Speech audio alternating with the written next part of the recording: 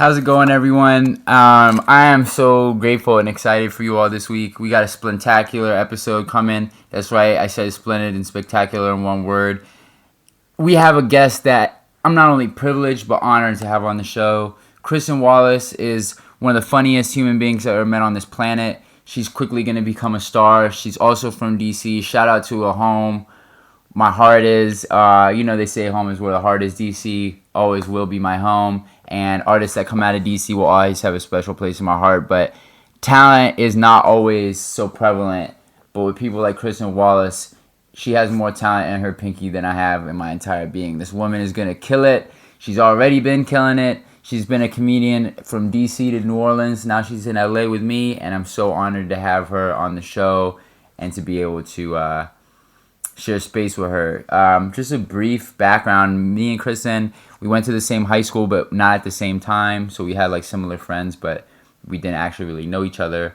And then, but we always, knew of each other. And like I always, whatever interaction I had with her, just this hysterical person from childhood. You know what I mean? I think I was a junior, so genuinely hilarious human being, right? And, I moved out here to pursue comedy and the entertaining arts, and lo and behold, Kristin Wallace comes through, and I don't know what it was from fate or whatever, but she was like, hey, like, I'm about to be doing this shit called UCB, Upright Citizen. I should never have started a talk show. I can't talk. She was like, I'm doing this shit. It's called United Citizens Brigade. You should fuck around. And God, it's not even called that. It's called Upright Citizens Brigade. I can't speak, dude. She calls me. She's like, I'm doing this shit called Upright Citizens Brigade. You know what I mean? I don't even remember how the story went. But regardless, we end up in this sketch writing class together. And she's just killing it. Every sketch she writes is hysterical. Every joke she spits off the top of her head is funny. I go see her do stand-up.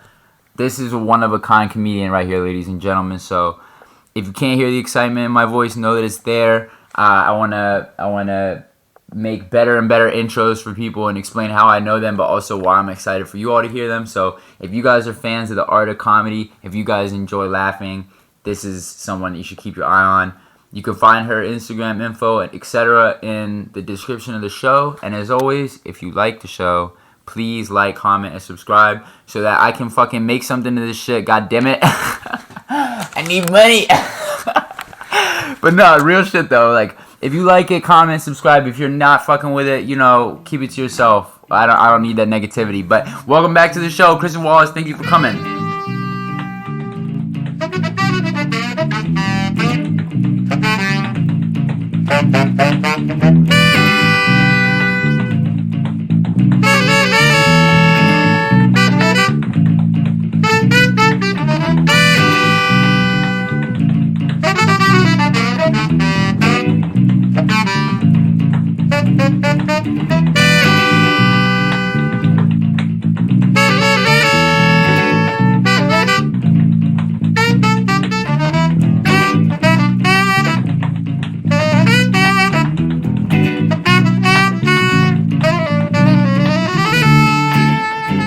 Let's talk less about me, because it's called Living with Will, but it's not about me. So let's start from the beginning with you, from the early days of Kristin Wallace. From the early days. Yeah. So what kind of got you into comedy and drove you to that path? I think that my entire life I've felt sorry for myself a lot. Okay. So the only way I can cope with anything bad that's ever happened to me is to make a joke about it. Like, I feel that. If I'm not joking about it, then I'm not in a good place. Yeah. No, I feel that. I love that. So how did that develop into like a career path? I think that I realized that I'm better than most people I know about converting any negative energy that I'm harboring into something creative. I think that's what separates a lot of artists in any capacity away from one another. Nice. Just like... I feel that. Yeah, are you forcing all of this out, or are you taking from the life lessons that you were given and turning that into something to laugh at. So do you think a lot of your materials comes from a place of negativity? Fully, yeah, 100%. Damn. Like, only, and that's what helps me be less negative, laughing at certain things that make me feel weird about myself. Oh yeah. You know, or you embrace those things and you accept the way that you are and move on. No, I completely feel that. It's so funny because when I was a kid, my biggest fear was people laughing at me. And then I wanted to become a comedian, which is like people laughing with me, I guess. Yeah, But it's kind of like I don't know. I feel that though. It's like taking the negative, or like you said, the life lessons, and making it humorous. Yeah. Or like digestible. But was there ever a time where you were like wanted to pursue more of like a career, like a societally? When I was little, I wanted to be, I think the first thing I ever said I wanted to be was a mad scientist. Awesome. And then I wanted to be a veterinarian. I wanted to be a trash man because I wanted to ride on the back of the trucks. Yeah, then I wanted to be a vet. Then I wanted to be an artist. That was like in my like elementary school like heavy anime phase. Okay. And then I like went to a theater camp and I just like loved doing like improv and stuff. I love that. Then I'd go to other theater camps that just like weren't jamming that hard. Because one was just like an imagination camp. And then the one that I went to the following year was just like a very structured like theater camp. Imagination camp? Elaborate. Tell me what that's like. It was called Living Stage Theater. Nice. And they had like these giant scaffoldings. Okay. That like rotate and stuff, and you could attach them together. And then they would play like music and be like, "All right, everyone, we're in space, and okay, go." Like, so like some kids would be like aliens, some kids would be astronauts. Like, that's awesome. I remember this like one little girl was just like always like always needed to be rescued. And I wonder what she's like now. Yeah. Like that she would automatically assume that character. Her imagination was the damsel in distress. Yeah, and that's as far as she could go. And I'm like, come on, we're 7. Like, let's go. Society fucked her up. She assumed the role of old school. Use your imagination. We're fucking 7. Yeah. It's in its prime. That's hilarious. No, I cannot remember what I was. I just remember observing everyone else. No, it's cool that you remember that. I can't even think of what I remember from 7.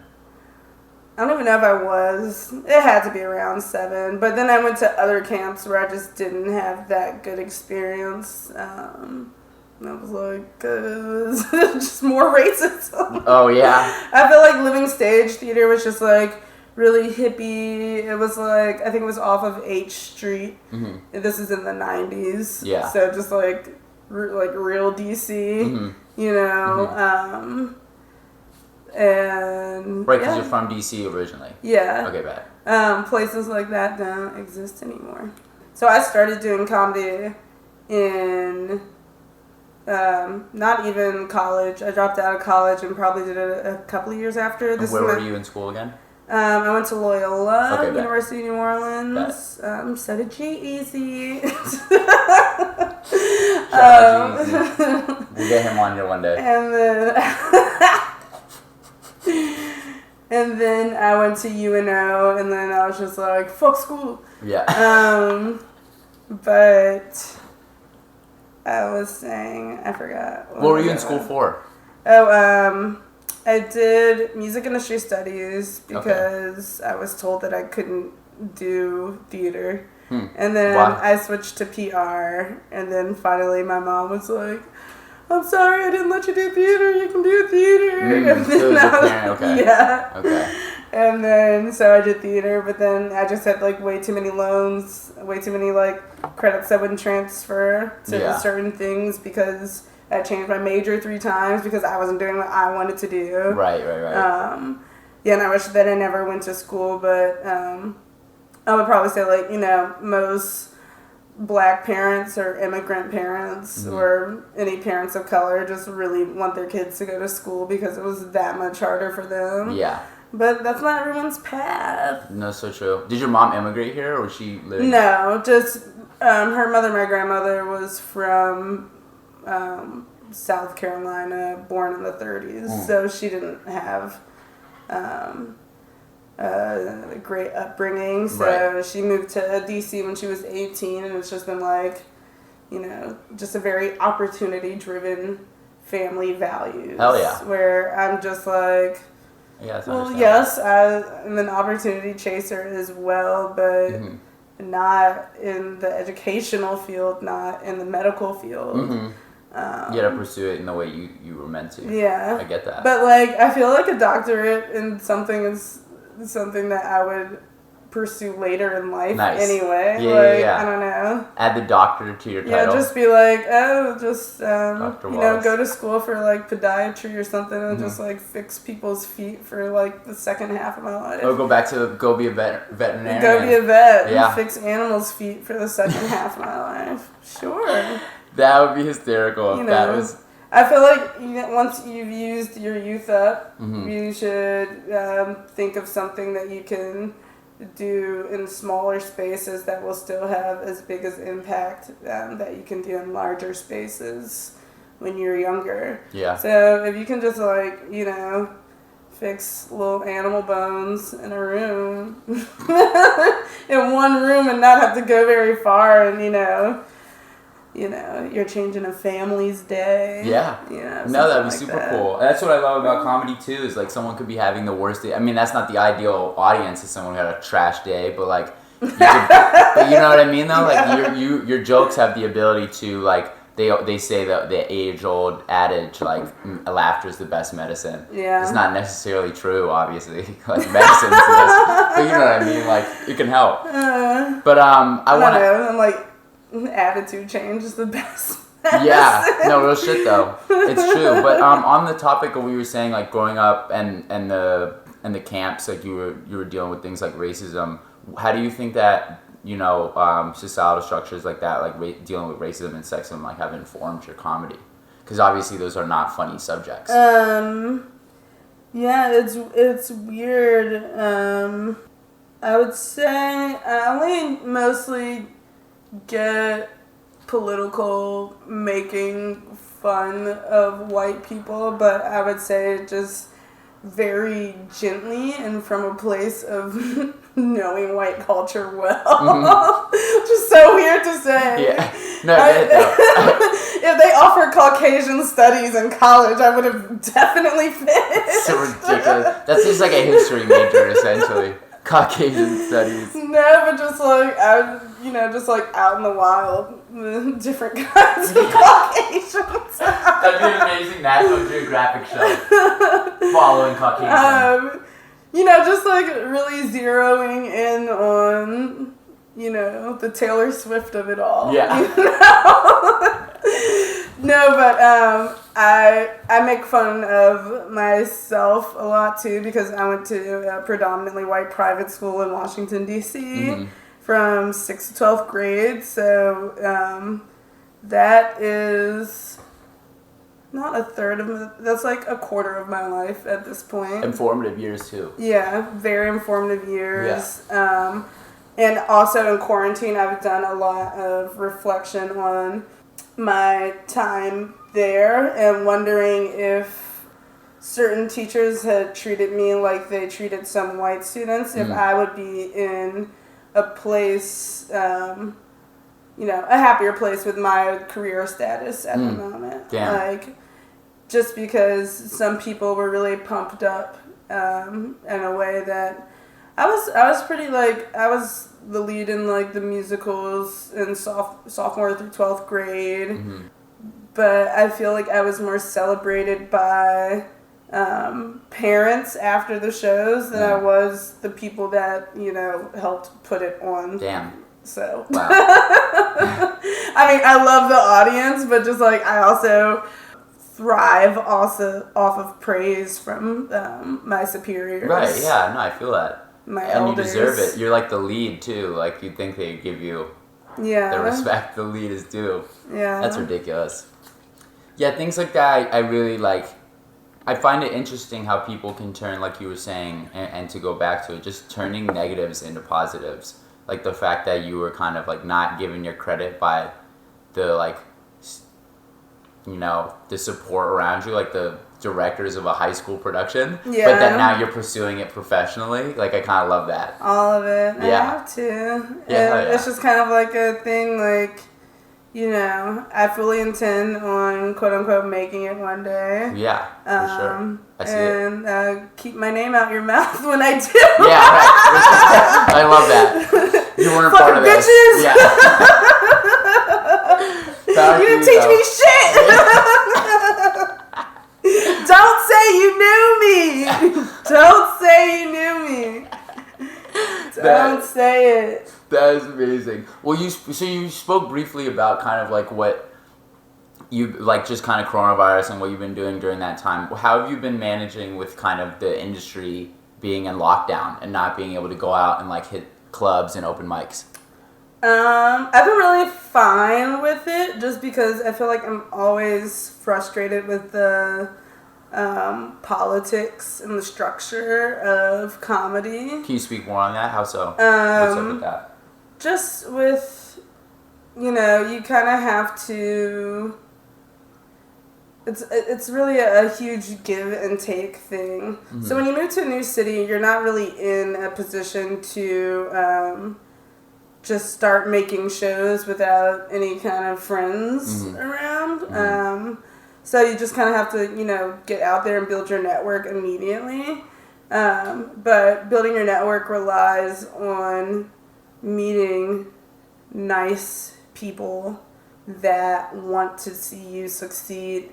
But comedy is so competitive, and I think that one of my biggest turnoffs of comedy is everybody else's insecurity. We all grew up differently. If your comedy is similar to someone else's, so much so you're threatened by them, just like one of you is lying. Yeah, no, good point. There's like, I don't know. I did retire one of my jokes because I found out that Amanda Seales, who is actually a famous Black female comedian, had a really similar joke. Mm-hmm.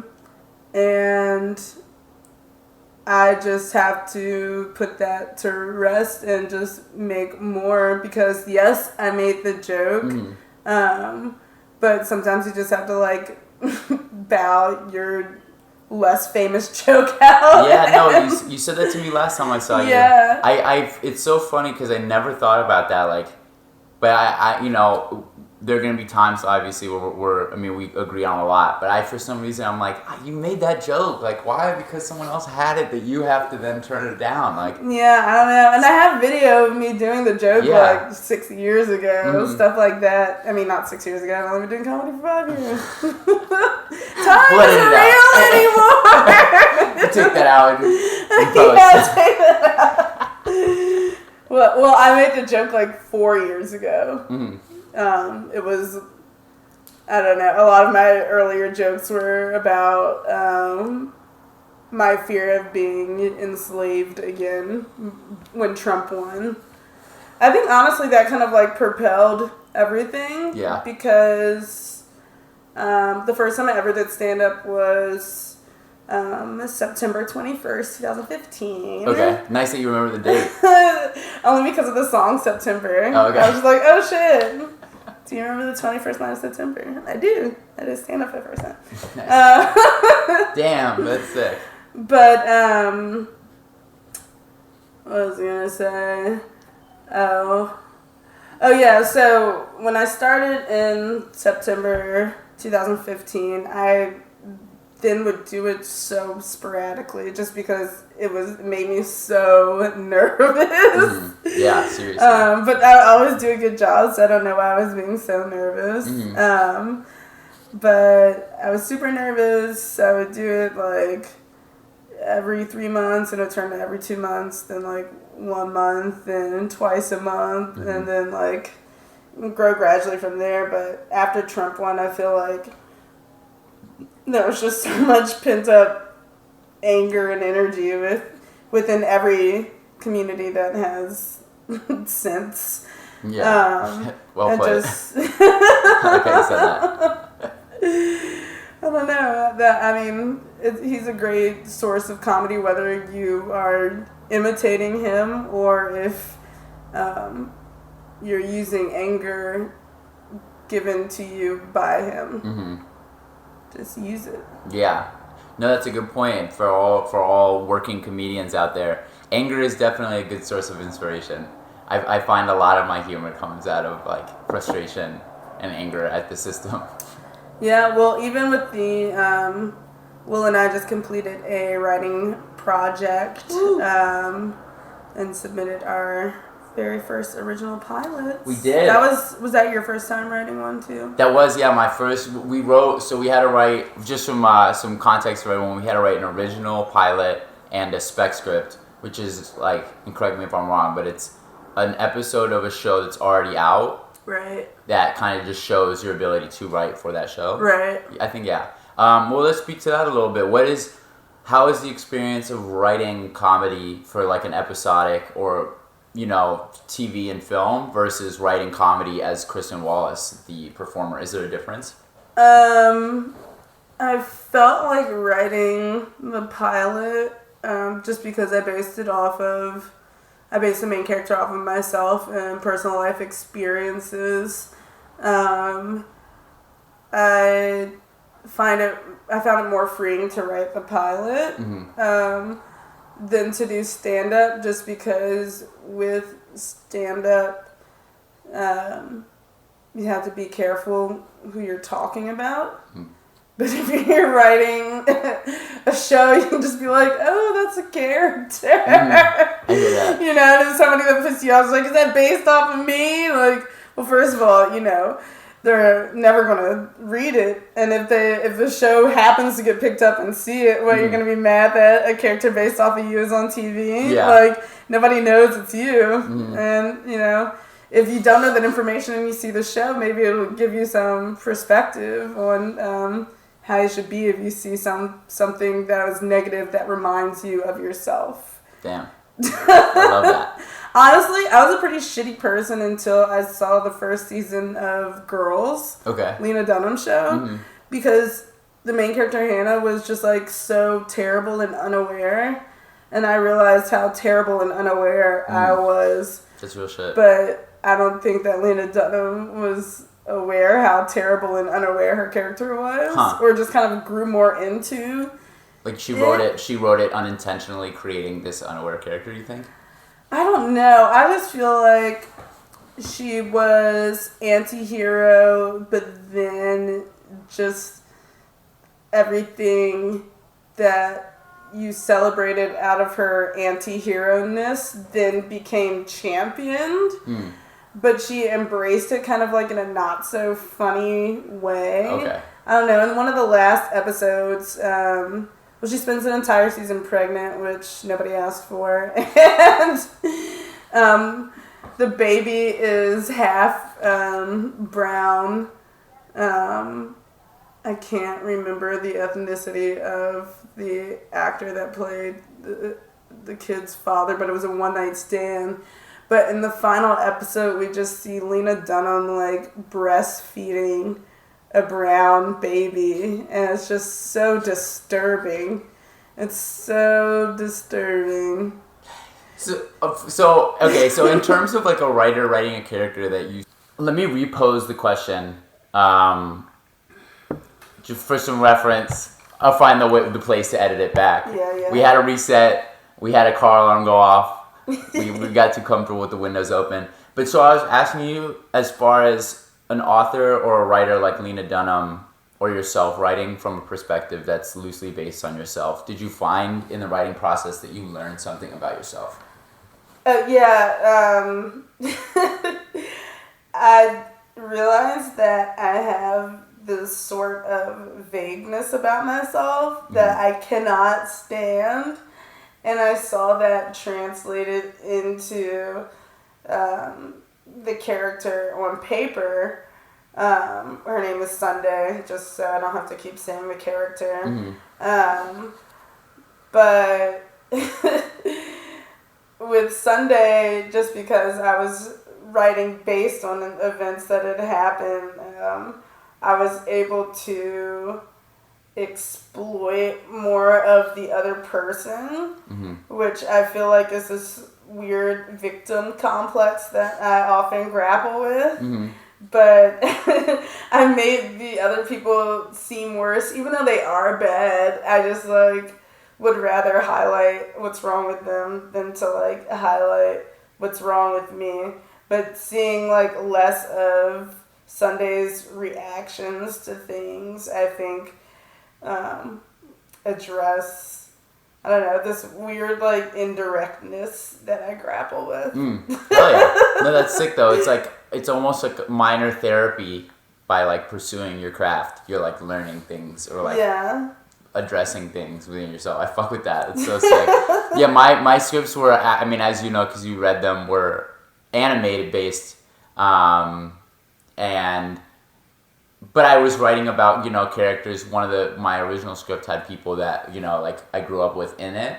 And so trying to write from their perspective did make me kind of address some things in myself. Because, like, for example, one of the characters is gender fluid. So grappling with the pronouns, I never have to grapple with pronouns because I kind of just grew up within being he, him. I didn't have to deal with, like, finding myself in my pronoun, you know? So that was there was definitely something to writing that is like deeply introspective, whether or not it's just meaning to be, you know, writing something like comedy, you wouldn't expect it, but it's really cool, like how deep it can be. And on the topic of us doing that writing, is there anything else that you have in the works that people should keep an eye on or that you're excited about? I'm like, it's hard to speak on this just because I don't know, like, when or what it's going to take to inspire me to actually do it. But I've been really keen for, like, the past 3 years on doing a podcast with my friend Ashley, who's my roommate and friend of 10 years. We both kind of had similar upbringings. She's from Minneapolis, and I'm from Washington, D.C., and she and I both loved emo music and had huge, we were like straightening our hair and giving ourselves bangs and stuff, like doing all this quote unquote white shit from the jump, like, but just like we both like had to deal with like being bullied and stuff, or feeling like less about who we are because of the culture we were consuming. Just because it's hard to, you know, when you are consuming so much whiteness, like it's weird to consume a culture that doesn't grant any space for you, especially back then, in like the early 2000s. And it was like on TV and stuff, on like MTV, like shows were so racist, homophobic. It's insane to watch now. But just really growing up in that time period, but we wanted to basically create a community where like the black weirdos like us can all just remember the times and how awkward it was for that, but a music driven podcast about emo times. I love that.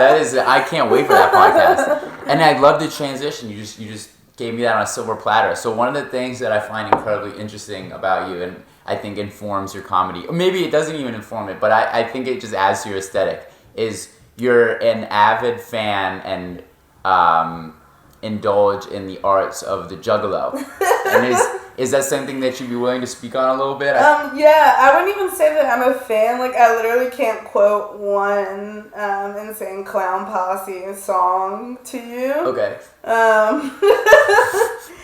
I like to refer to myself as a Juggalo spy. Cool. Anytime there's a Juggalo event and it's in the same city as me and I can go, I go, and I don't go dressed like me. I just dress up as a Juggalo. People are always like, "What's her name?" And I'm like, "It's still me. Still Kristin. I'm just painted." But the very first time I went to a Juggalo concert, I was working at a pizza shop in New Orleans, and my boss at the time, Rand, rest in peace, he would always like let us smoke in the walk-in and stuff. But I was just like, "Yo, Rand," I was like, "Insane Clown Posse is coming to town. What if we close the shop, and we all go to the concert?" And he was just like, "I can't pay for everybody's ticket, but I will rent us a party bus with a keg on it." Huge. What a good boss. So we closed the shop. Damn. He rented a bus with a keg on it. The fucking bus drivers were smoking blunts. It was incredibly unsafe. One of my friends, Ben, broke his ankle because the bus stopped short at one point, and we all flew, but he just flew wrong, and he literally broke his ankle. And he was on it all night. But later that night at the actual show, they ICP was like, "Oh, the Juggalettes on stage." So me and my friends got to get on the stage. All my makeup got sprayed off with the Faygo, the Diet Faygo. Honestly, boring flavor. Health conscious. What a boring flavor to be sprayed with. But then the year after, in 2017, I moved home to DC, and it was the March of the Juggalos. Okay. And the Juggalos were marching because they got put on the FBI watch list as a gang.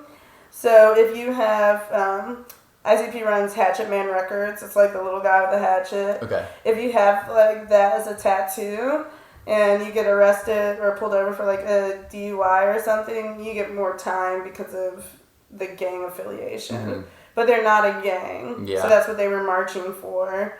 That's insane. Yeah, but this guy interviewed me that was working for Bustle magazine. Okay. And he was just like, "Hey, I noticed that you were a Juggalette of color. Do you want to speak on that?" And instead of being just like, "Hey man, I'm just here hanging out," I was like, "Yeah, what do you want to know?" And then he was just like, "Do you feel accepted by the community?" And I was just like, "Man, when I go to I've been to this show, I've been to the gathering, I've been here and there, it's not about color, it's about family." I just started spewing anything, yeah. And then they ended up using a quote from me as the big the pool quote in the middle of the article, the huge thing.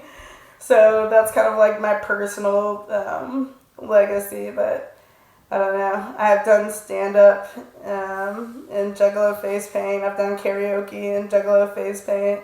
It's just funny, I don't know. I feel like there's something definitely weird about actually dressing up as a regular clown and being serious about clowning in that way. I don't know. There's something definitely scary about that. But I feel like the Juggalos are just so fake scary and real scary at the same time. I think I think painting your face as a Juggalo invokes a more visceral reaction than just a creepy It style clown. Yeah. It's just something so American about it. Yeah. On that note, you went to an all clown viewing of It dressed as a Juggalo, yes. right? What was that like? It was really funny because it was at the Alamo Draft House downtown, and all of the the director and some of the cast members came out. Not the super famous cast members, but it was just a nice little LA surprise. I love Los Angeles for that reason. Yeah, definitely. But I feel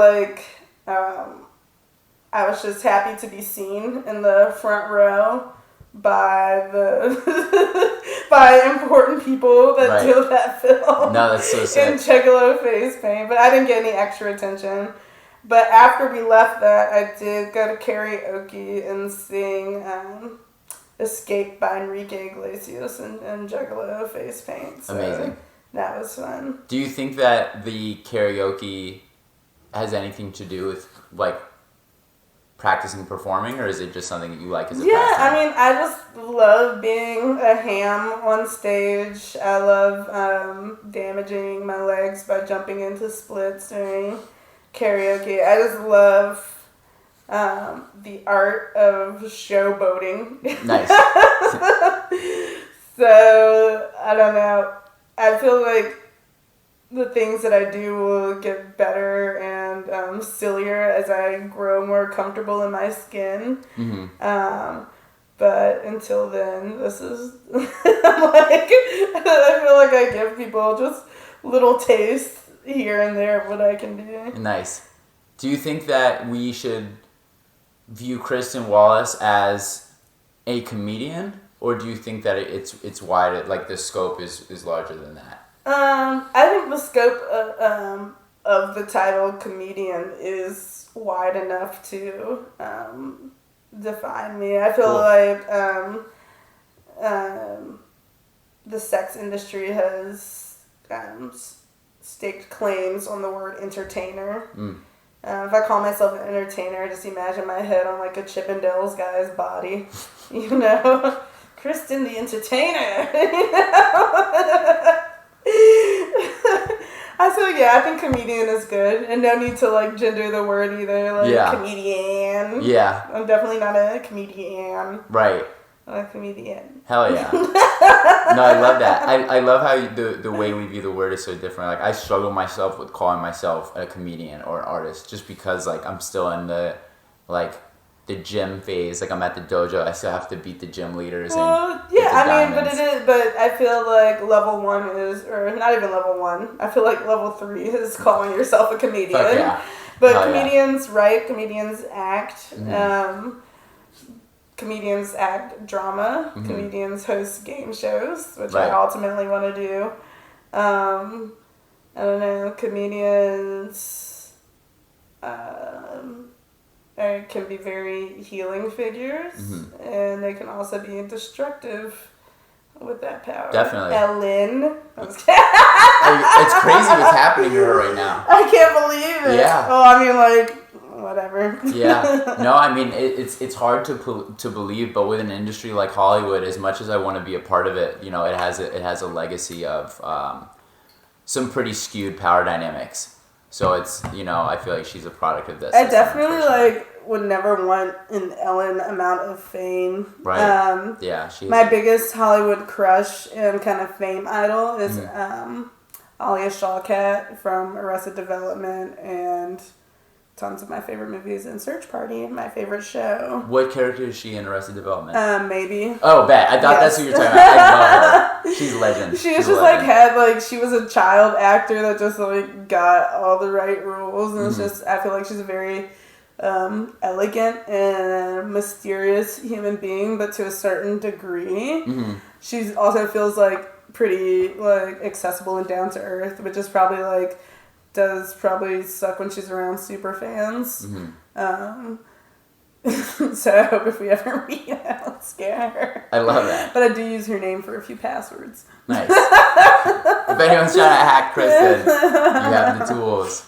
So I think there was a time where we were talking about comedy and stand-up, and you told me that you don't watch comedians, like big comedians. Yeah. Do you want to elaborate on that a little bit? Yeah, well, I guess I just don't really like being influenced in in any way with anything really. But I do learn that hurts me sometimes. I did with the Amanda Seales joke about having a white national anthem, which is I'm sure that she and I are not even the only people that ever wrote jokes about that. Right. It's just all about.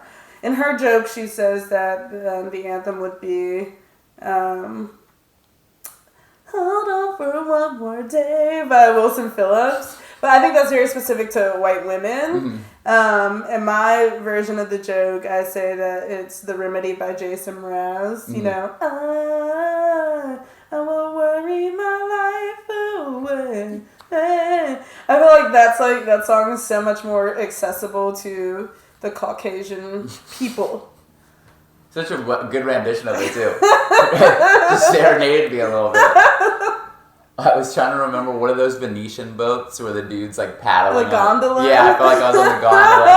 You're paddling me through the canal. If you got the poison, I've got the remedy. The remedy is so mysterious. It is a dangerous liaison. I said the comedy. I said it's serious. I don't know any more words. Oh wait. I said the tragedy is how you're gonna spend the rest of your life with the lights on. So shine the light on all of your friends. Cause it all amounts to nothing in the end. I won't worry my life away. Hey, oh. Any A&Rs listening to this, you can email me for her contact info. We can get a deal set up. I just want like 30%. I like want to learn how to play guitar just to prank people with songs like that. Like they'll probably think I'm about to sing like Fast Car by Tracy Chapman. There's something so inherently like the fusion of music and humor. Like I don't know if you've ever watched, Zach Galifianakis has a comedy show called Live at the Purple Onion. I have not seen it. It's not the funniest stand-up I've ever seen, but the comedy, he plays the piano and like lines up his jokes and like pauses and takes breaks, but adds this kind of like jazz lounge piano riff with it. Oh my god, that shit is funny. But I'm fucking so bad with tangents. You were speaking on, what were we speaking on? I'm so bad at this. Was it? No, you're really good at it. Was it right? Jokes and other comedians. Me not. Oh, thank you. Yeah. Thank you. So you don't get your inspiration from other comedians, but where do you go for your inspiration for comedy? Or what are some of the places? Obviously, there's probably a bunch. Yeah, I like to be disappointed by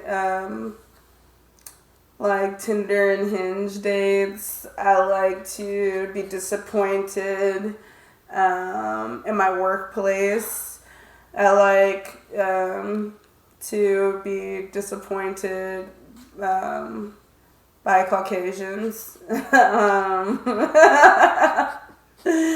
I just go different places and I get disappointed and then I write about it. Disappointment sounds like the cornerstone of your inspiration. It's real though. I get disappointed in myself. All these things. I take all that disappointment and shame and places where there's not shame from the other side. I create shame for them in my art. That's amazing. No, I love that. It's so relatable. Like I made a video the other day, I think you saw, where I was basically like, if your inner circle or your friends aren't supporting you, like fuck them. Yeah. Go find friends who do support you. But that's like, it took a lot of, I mean, you can hear that it's pulling from personal experience. Like it comes from disappointment in many ways for you to like.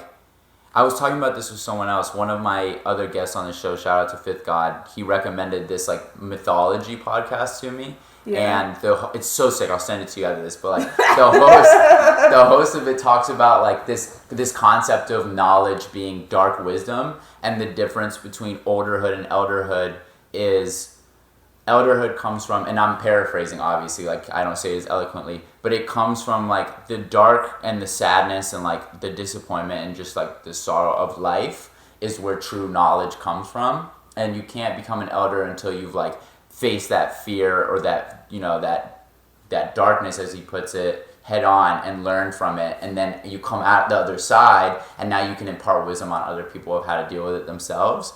So it's funny that like being a comedian, you're taking this disappointment you have in all these ways and making it humorous. And I'm sure like you just saying it, so it obviously has effect. Like people are going to hear that and like laugh, but then unpack, you know, and be able to laugh it off. Because sometimes, like the way that you can turn it into a joke, some people it's like a barrier or like a blockade where it like they can't get past it, you know? Yeah. I don't know. My mom laughed at one of I would say my most fucked up joke, where I talk about if I was born, in the 40s or something, I would have had like a really hard time when hot Caucasian firemen were spraying black people down during protests, because I would just start singing like "Pour Some Sugar on Me" and get like real sexy and wet and shit. You are ridiculous. That's fucking hysterical, though. But I say shit like that. Yeah. No, but that's the thing. Like, if you can, this is the thing about comedy, and if you can make horrible situations funny, but you have to come at it with like understanding and like. Well, yeah, I feel like there's a certain. I approach like jokes like that with a certain amount of shame, because I've only really dated white men my entire life. Mm-hmm. Sorry, Caucasian men. Sorry, Will. I didn't mean to. Do you like the color, or do you like the? I don't think you never have to worry about terminology. I'm just joking. Like, people are like, "What word do you prefer?" And black or African American. Trump said that, and he's like, they like black. They like to be called black. You would feel comfortable speaking for. I never asked somebody, a white person, out loud what they prefer, so it just seemed like an opportune time to. My entire body froze. What do you prefer? No, they're both fine. I am both white and Caucasian. They both describe me well enough. Is there another word that you would like? Like, is there a nicer word? Will. Call me by my name. No, I honestly I think it's the same reason that like there is no real like racist term for white people. It's like when you're in the power system and you're the one who controls the power. It's like these words don't hold power over you. We have like cracker. Is that like the best we could have done? It's the thing is, it's like people who get super offended by that. I'm like, oh, like it's or like in the musical Hairspray, they have the word or no, is it in Hairspray? Hairspray, or I did ragtime in 10th grade, which we shouldn't have done at my predominantly white high school. Fucking ragtime. I have a story about that too, but they had the word peckerwood. My thoughts on this is like if you're a white or a Caucasian person, if you're getting caught up on like words that offend you, like you completely are missing the point of like life. Like we need to fix problems. We shouldn't be. But at the same time, like I wish that there was an offensive word. I agree. I think racist really has developed. Bother people. It does. But I think that's because people are unwilling to address the fact that like they are, without meaning to be, they are inherently racist. Like if you're not addressing these issues or working towards solving them, like you're an oppressor. Like Desmond Tutu said, like those who are silent or neutral in the face of oppression are oppressors. Yeah, something that I kind of like lightly wrote about in my pilot was about people assuming that I want something from them just because I'm black. But at the same, like, I grapple with people assuming that, and also me wanting things from them, because if things do make my life easier or make my life more fun, why not? But at the same time, I don't want to be viewed as a charity case. Like a white person in a similar position wouldn't even have to feel that way. No, yeah, exactly. That's exactly right. And that's kind of what I was saying as well, like to further your point, like I don't have to, like you were talking about black and African American, I never have to ask myself, like, how do I, you know what I mean? Do I want to be white or Caucasian? Like, and these it depends whose mouth it's coming out of. No, real shit though. Someone who's like black people. Yeah. Or like, I don't know. No, it's true. And it's like how people use the word Jew. Like, it can describe what someone's beliefs are, or it can be used as like a vitriol, like, exactly. You Jew. It's like, geez, oh man. Some hate in your mouth. Like, Jesus, just call me Caucasian. Like, people are wild. It's really wild. It's a wild time right now. But I hope that you're doing well with Corona and everything. I mean, honestly, like, I feel like somebody that has taken antidepressants in the past, and I currently do not. I think I definitely, like, self-medicate with, like, eating, drinking, and alcohol. But I've been very self-aware. Maybe not the entire quarantine, but definitely now that we're in whatever round this is of however many rounds they're going to be. It's like a 12-round fight. Yeah, I feel like I'm doing, like, I kind of have embraced the pandemic with open arms. And just because so many people are like, when are we going to get back to normal? When are we going to get back to normal? And it's just like, you know, there is no set date on that, and we will never be back to the way that it was in any capacity. I agree. And that's not necessarily a bad thing. No, and honestly, I think that the government should be really, really afraid when the pandemic's over and we can really confidently hit the streets. Because I didn't go to any protest just because I've been uncomfortable with being around a large group of people. I went to a large gathering to Lamar Park. I think that's how it's pronounced, Lamar. I don't know. I don't want to mispronounce it, but I went to LP on Juneteenth, and while it was really powerful and fun to be around that many black people, I was also fucking scared. Right, no, it's scary. I agree.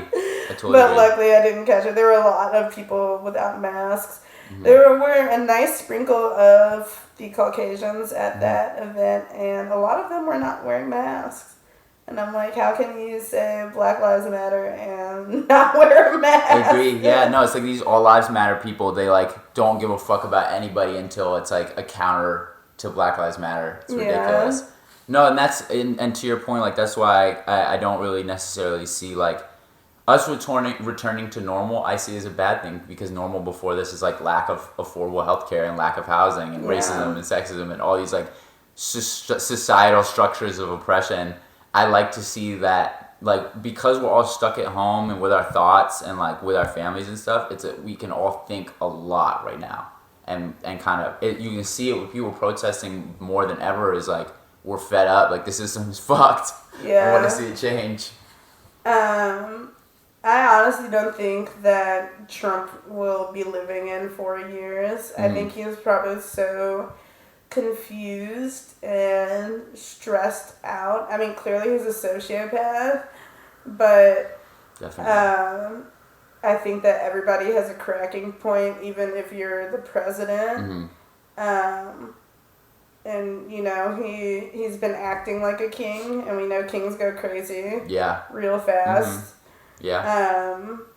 I don't know, but the thought of him still being president when I'm 32 is really dark. Yeah, super dark. No, I'm holding... like, ew, like, years wasted. I know. Truly, these last 4 years, like, boy, if I didn't have comedy, I would be really fucking depressed. No, you're not wrong. You're not wrong. Like, the podcast and working on those scripts have really kept me stable and sane, because...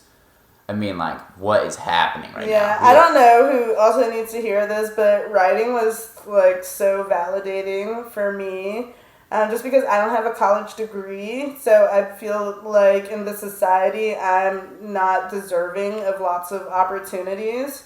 So it was really important for me to finish this and to do a good job at it, even though I definitely procrastinated fucking hard. I got it done. We got it done. We did. And it was such a validating experience.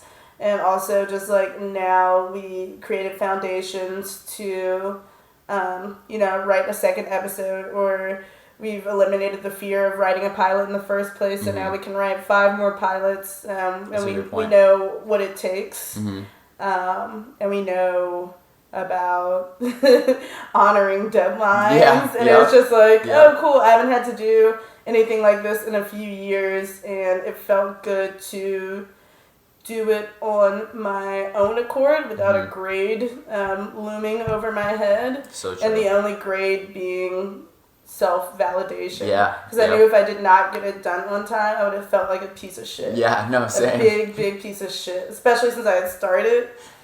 Like... Yeah, the stress is real. Yeah. And I'm glad that you touched on that because I feel like, and myself included, like a big problem for me is just starting or like having the confidence to be like, I can do this. And completing that project, especially in a time like right now, was so necessary. And so I'm glad you say that, like, to any artist of any nature listening, like, do your shit, like, just do it, even if you don't love it, just finish it, because it's like, man, that shit. I was so drained by the end of it, but it felt so good to just be like, damn, we did it. Also, get opinions from real friends. Yeah. Yep. That's a good point. I had a lot of people read my script, and it was interesting. 2 people that read it were upset that I killed a character who says some pretty, like, low-key racist shit to the main character, and it's so weird that these people wanted him to live. They were like, that character made me laugh. And it's just like, well, yeah, he's there to make you laugh, but you're also laughing at the fact that he's a fucking piece of shit. Right. Yeah. No, never. So I don't know. Having people read your material, I think, reveals things about you, and it reveals things about other people when you're getting feedback from them. And it's just important to have a wide network of people to give you feedback about anything. That's a great point. Not feedback from, like, fucking strangers after you're at an open mic. That shit is just like, don't give me feedback on. Yeah. But anything else, yeah. No, that's a really great point, and like, it's cool too because, and we spoke about this, but I heard there's a podcast by, and we'll speak on this too. We both attended UCB sketch writing together. That's kind of how we started blending our writing skills and thoughts. Kristin got to see my naming of characters firsthand. That was I think committing to a class after having such a negative experience in my education. Ever since I entered, like, more predominantly white classrooms. So basically since the 5th grade or the 6th grade. It was interesting attending a class that wasn't in an actual school structure, right, but was introducing us to tools to make our craft more legitimate and, capitalist society, but make money off of our legitimate craft. Yeah, and to the capitalist nature of things, what is it like having to grapple with pursuing a dream that you want to do creatively and then profiting off it? Has it ever been an issue to you, or is it kind of just like a necessity? I mean, it's obviously a necessity. We gotta eat. It is truly a necessity. I feel like I've been lucky with kind of like the energy that I exude to other people. I think that I have a pretty magneto. I have a really magnetic energy, and I think that I attract good people that kind of boost me up, and sometimes having praise can give me the same satisfaction, the same feeling in my body that I get when I see that fat unemployment check deposit. Like, I know that positivity doesn't put food on the table, but being cheered by opinions that matter make me feel more positive. Therefore, I think that I'm attracting more positive opportunities to myself. And awesome.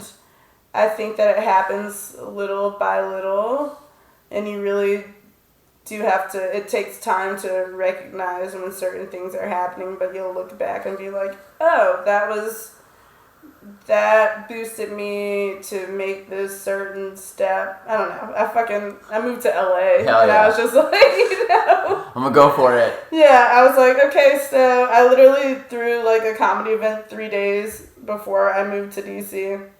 Before I moved from DC to LA. And people were like, oh, this is like going really good. Why don't you stay here and like, become a success here, and somebody will recognize that and then bring you out there. Right. Sorry. And I was just like, no. Right. I gotta do it. Yeah, I'm like, I don't even want to fucking live here. Yeah. And also, I'm not going to say everybody in the DC comedy scene is an asshole, but the people of power in the DC comedy scene are fucking assholes. And shame. they do not, shame on you. DC is a place of opportunity for a select people that are willing to wear the cardigan, I should say now. I love that. But, I'm not willing to wear the cardigan. I'm willing to wear the leather jacket. I don't know. I'm not putting on the cardigan. I hear that. No, I love that too. I think it was Jim Carrey he had a great point about like you have two choices. Kind of one is you can put on like a face or like be a character or like put the cardigan on, but like you have to bury yourself in that cardigan. Like you can't ever like be yourself. And the other path is like risk it on exposing who you are to the world. And being like, accept me, like, love me. But I really feel, and I think we both chose that path where it's like, we're willing to risk it because it's like, fuck it. We're pretty dope. Like, fuck with us. I haven't had a lot of money my entire life. So, the, struggling is nothing new. It'd be nice not to, though. Yeah, but I think that struggle is just a part of life that you end up having to accept one way or another. Pressure makes diamonds. Yeah. That's what they say. Well, listen, I don't want to take up too much of your time. I'm so grateful for you taking time in your day and speaking with me. The pleasure is mine. You're a legend. I also so excited to see where you go, and that's part of why I wanted to bring you on. Is like I want to bring people on here that I feel like the audience can benefit from, and I feel like there are going to be people who resonate with what you're saying, and like I'm going to take so much away with this, so thank you. But I always want to leave people space. Is there anything that you want to, like some wisdom from your time on Earth that you want to impart to whoever might need it? I just want to say, I may have done some stupid or shitty things in the past, but I think the hardest part of life is forgiving yourself before other people have to forgive you. And I think that recognizing those things, and I'm just high at this point. No, I was going to say my only intention is to make people happy, and you have to be able to separate making people happy from giving people pleasure. Damn. Because happiness and pleasure don't always intertwine. And you shouldn't ever do anything with the intention of pleasing another person, but you should always lead with the intention of making somebody else happy and having a positive interaction with whatever you're doing and wherever you're going. Just be fucking positive, you piece of shit. Love that. That is the most amazing send off I've ever heard in my life. That was Kristin Wallace. Thank you so much for tuning in, and we'll see you next week, bastards.